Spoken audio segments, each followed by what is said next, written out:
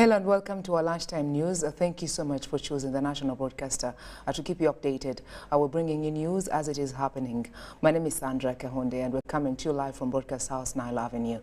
Now, into activities as far as this day, the 7th of October 2022 is concerned. We start off with the head of state, President Museveni did receive the Secretary General of the Africa Continental Free Trade Area, Wamkeli Mene, who paid a courtesy call on him at state launch in Nakasero. The president and his guest expressed the need to have viable infrastructure, especially the railway network cutting across the continent that will facilitate an ease trade among the African countries. But I think what you could do is to plan, first of all, the policy proposals,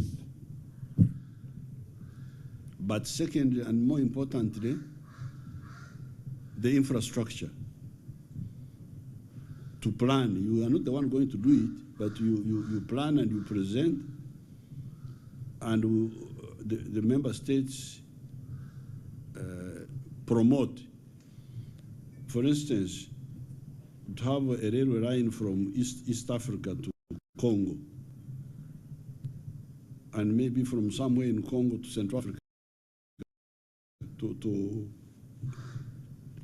Brazzaville, and maybe have something from Djibouti up to somewhere else.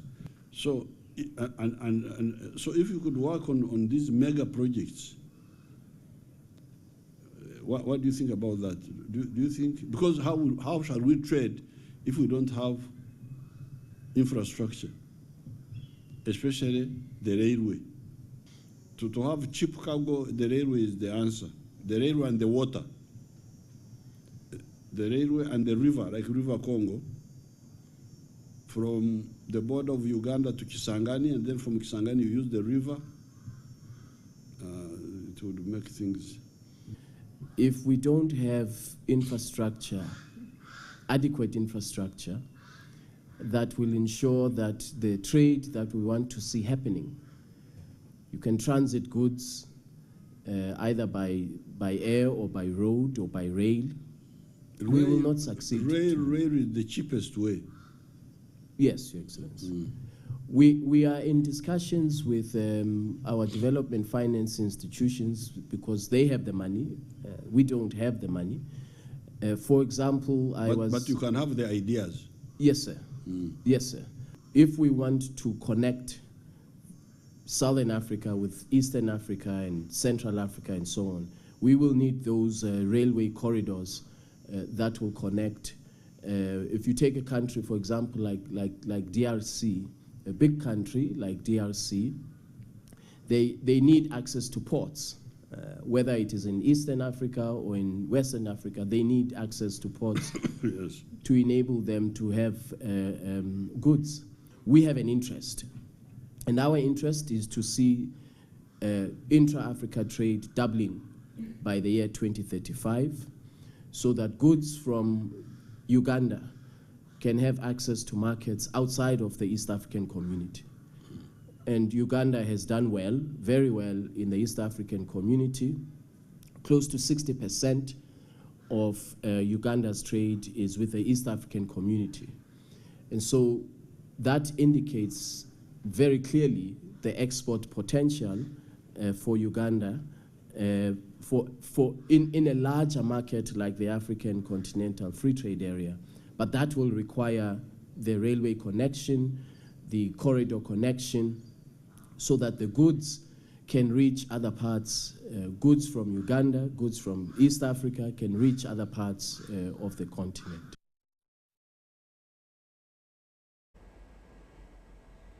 In other activities of the day, the children of the independents have shared their views on the current state of affairs, reflecting on the post-independence days. These, including Jimmy Akena, Uthman Mayanja, David Impanga, formed the panel discussion at the Uganda Museum at the sidelines of the exhibition of national history. This panel discussion. We look at where we are in context of what were the dreams at independence. And the dreams at independence largely consisted of Ugandans running their own affairs, but getting an economy which works for the citizens of Uganda. Now, there are still elements of that which need to be addressed. We do not control per se much of what we should be in control of, and that one reflects on the quality of life which people are living. So at 60, it's important to reflect what have we achieved, where do we hope to go, and put it in that context and see where would we want to be in the next milestone. What do we need to prioritize in order to be able to get there? And in the context of how I look at it, the issue of national unity needs something. It's not something which you can take for granted. It's something which needs to be emphasized and worked upon, deliberate actions. That ultimately democracy lies not in the constitution, but in the hearts and minds of the people. And what David is talking about is we've been told how to be democratic. We've been told that it's backward to want to be monarchist or otherwise be loyal to your tribe or other, and so on and so forth. And you simply cannot do that. You cannot make people love what they don't love. You cannot make them hate what they love. My late father was born in 1925. So Uganda's boundaries, just the other day, could put you in Kenya, or in Uganda, in Congo, or in Uganda, in South Sudan, or in Uganda, because somebody was randomly playing with a pen and things. I don't know. We really don't know how that thing worked. Hey.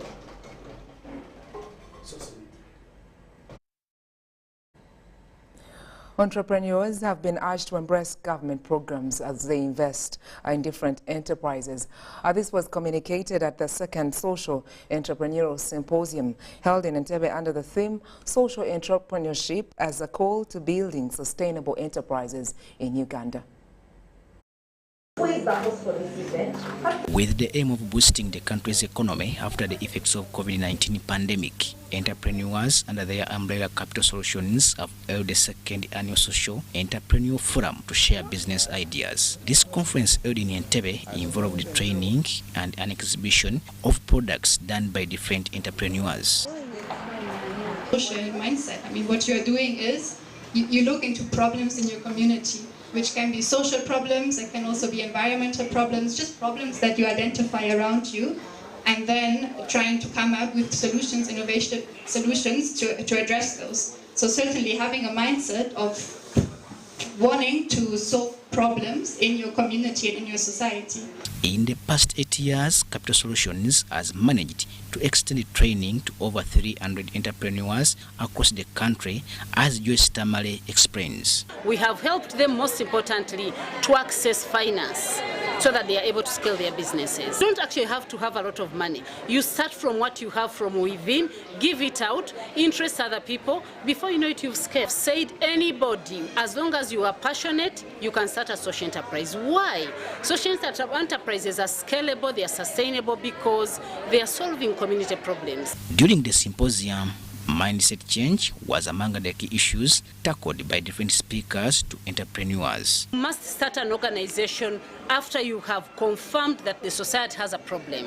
Usually, when you identify a problem that is really disturbing the community, you can design an idea, a product or a service that people are willing to pay for. Alfred, the Undersecretary of the Ministry of Trade, Industry and Cooperative, urged the entrepreneurs to engage in government programs in order to transform their lives. To people who are doing similar businesses, we have the tailors, we have the hairdressers, we have border groups.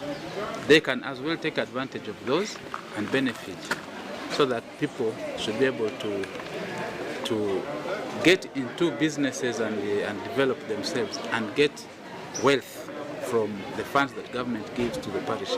Uganda is among the developing countries where people, especially the youth, have embraced being job creators. However, 80% of these businesses do not celebrate their birthday. So marketing has also been another issue. We're going beyond the grid, the communities, the distances, the remoteness of these areas. Infrastructure is not really there, so it's difficult to penetrate. The symposium was held under the theme Social Entrepreneurship as a core to building sustainable enterprises in Uganda.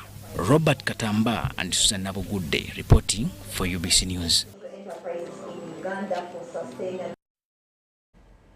Now moving on, Uganda National Students Association has continued to transfer at different schools in a bid to elect district representatives. The leadership is determined to ensure that all schools subscribe to the organization as they usher students into a leadership academy that is intended to prepare them for future leadership roles.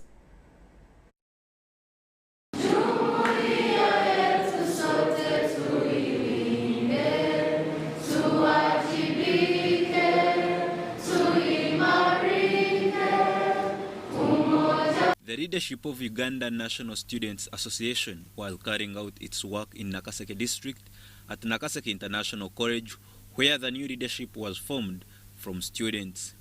Bashir Alid, principal Nakaseke International College, appreciated UNSA for its mentorship, as he acknowledged that he is also a product of UNSA, and for that matter he recommends its work. It basically handles the issues to do with students' fraternity and students' issues. It has structures ranging from the NEC up to deck level, up to school level, and very many other structures. What UNSA does, I've been one of the UNSA executive member right away from my secondary, and UNSA does the following. One, it carries out debates for students at various levels. It monitors students' activities in school. It has monitored students' attendance and welfare at school. The UNSA body has massively tried to sensitize schools and head teachers who always took the body for granted. They have tried to inform schools of its primary roles, and this has increased the participation of different schools across the country. We had a number of schools participating, secondary schools and institutions, represented by their delegates selected from amongst the school councillors in the schools. So we held them here, elected their leaders, and they will be representing their colleagues in national events of students, but also lead their colleagues in helping intervene in a few issues in the community. Meanwhile, in Kayunga, the same activities happened and a district leadership was formed. The activities took place at Hope for Future Secondary School, where the UNSA representative from Secretariat thanked schools for allowing students to take part in UNSA activities. He acknowledged that there are still some challenges training them from achieving their aims and objectives. The students are many and all over the country. So funding of activities is a problem, reaching out to them. I am from the Secretariat. We have a few vehicles. Some people have had to travel to Ntungamo today. I have to use public means and get to the field. Time, that becomes an encumbrance in a way, especially. Then two, sometimes we have students, institutional administrators who are not responsive to students' needs and aspirations.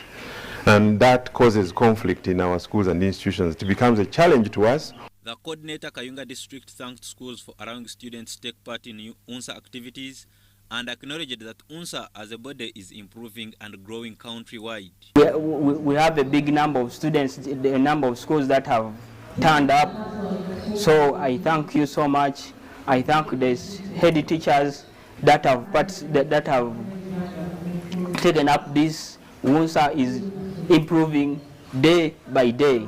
So I thank you so much. I thank the patrons that have done a lot of work. I thank the RDC of Kayunga who has enabled us to do this work smoothly. The students themselves appreciated UNSA for it has given them a platform of being mentored and ushered into leadership, and they asked head teachers to embrace UNSA to work with them. Ivan Tukundane, UBC News. Now we'll be returning more news shortly after these messages. Let's keep up with the conversation.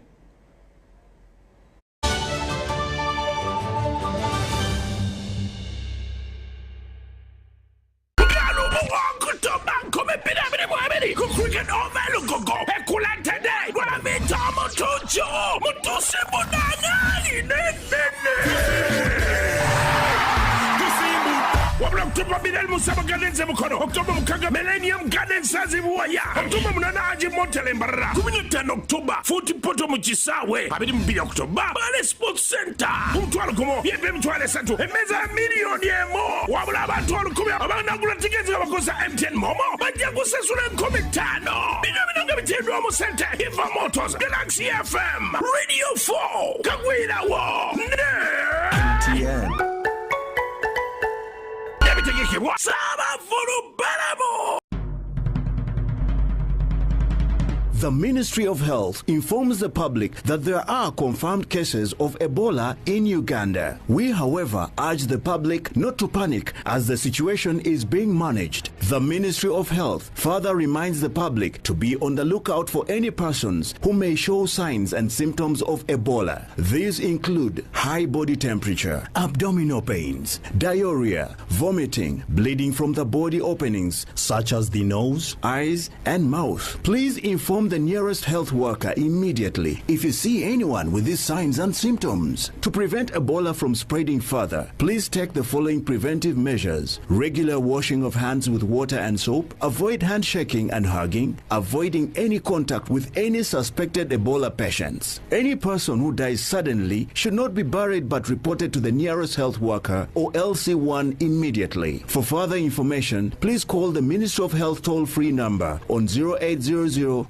100-066 or send a free SMS to your report on 8500. This message is from the Ministry of Health with support from UNICEF and World Health Organization. It's Freaky Friday from Airtel. Buy or gift. Buy or give. Get freaky too! Dial *149*10# to load a Freaky Friday bundle for you to enjoy the best offers on voice and data. To buy a bundle for friends and family, dial *149*10*5#. Freaky Friday with Airtel. Buy or gift a bundle today. Dial *149*10# to get started. Airtel, the smartphone network. Forget last season. Forget the oohs and the ahs. Forget every moment that stole the show, because the real show is here on GoTV. It's the new season. It's action-packed, and it's going to be non-stop football. With over 1,000 games from more than 7 leagues and cup competitions, plus a World Cup. Make sure you get the best seat in the house this new football season. Get a GoCoder with 1 month of GoTV value for only 25,000 Uganda shillings and enjoy non-stop football. GoTV Uganda. Love it.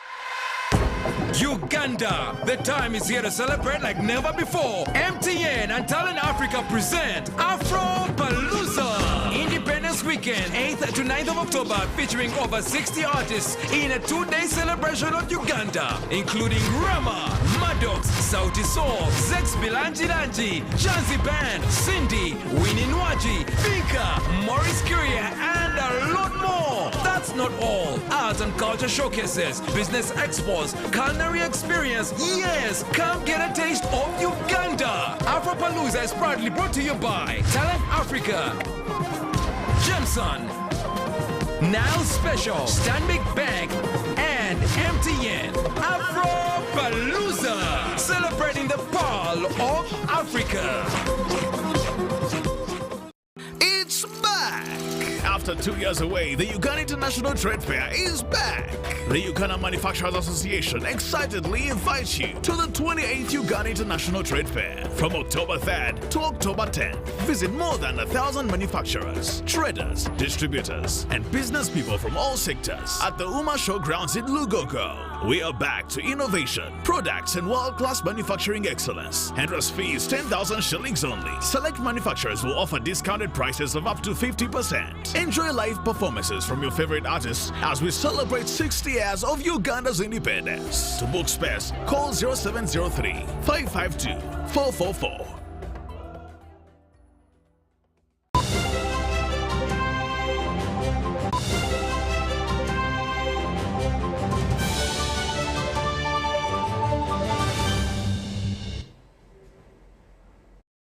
Thank you so much for staying with us. And more news this afternoon. An outbreak of typhoid, malaria and yellow fever in the internally displaced people's camp in Kasika-Kasese district has been reported. The UBC TV team interacted with Jennifer Musoki and nurse at Kasika Health Center too.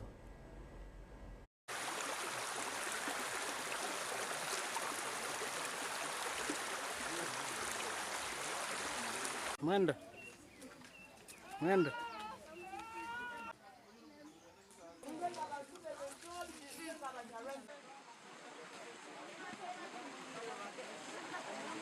Were dismantled, and those latrines, they have joined those rivers, and the others got mixed in the mud that slided.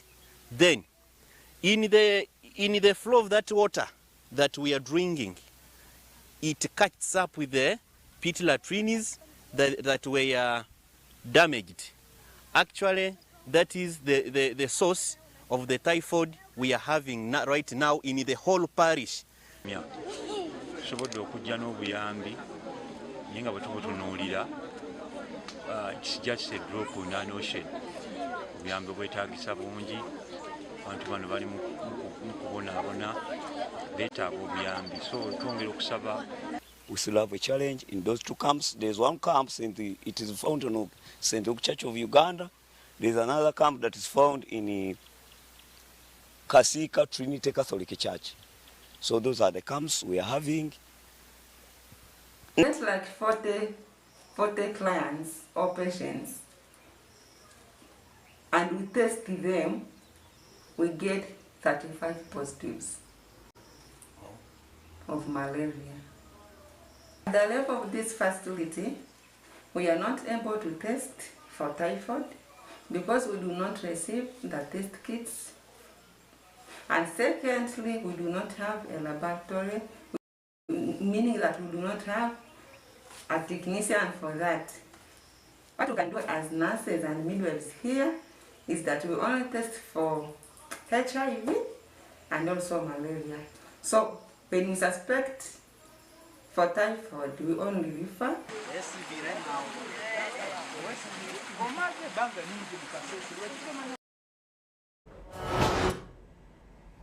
Well, those are some of the news updates we had for you for this particular hour. Thank you so much for watching our afternoon newscast. More developing stories and updates will be coming your way in our timely news hours later on in the day. My name is Sandra Kahunde, and from the entire team behind the scene, enjoy your afternoon.